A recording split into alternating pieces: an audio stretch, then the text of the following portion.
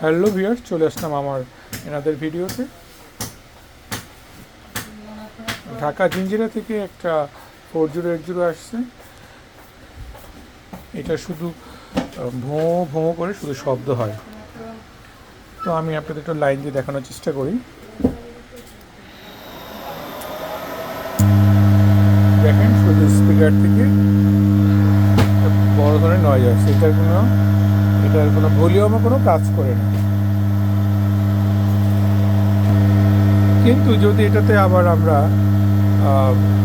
Signal দেই, হালকা সাউন্ডও আছে,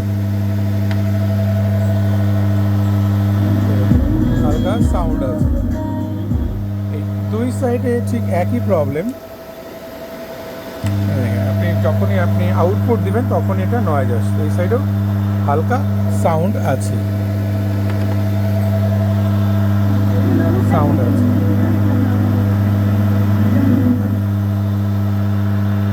তো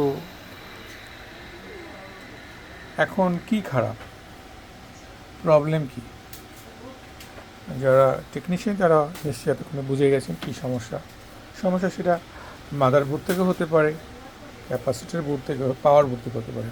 কিন্তু এই ক্ষেত্রে আমি মাদারবোর্ডের সমস্ত ভোল্টেজ দেখেছি, সমস্ত ভোল্টেজ ঠিক আছে, বাট এটার পাওয়ার বোর্ডই মূল প্রবলেম।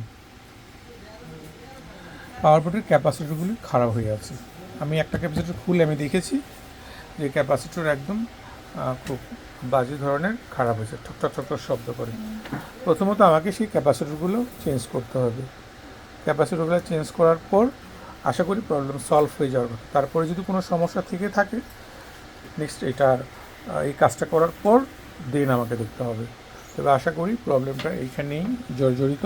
ক্যাপাসিটরগুলি সব ফুলে গেছে, ঠক ঠক শব্দ হচ্ছে। তো এগুলো ফেলে দিলে আশা করি প্রবলেম সলভ হয়ে যাওয়ার সম্ভাবনা। তো এই ছিল এখনকার ভিডিও। সবাই ভালো থাকবেন, দেখা হবে নেক্সট ভিডিওতে। খুদা হাফেজ, আসসালামু আলাইকুম।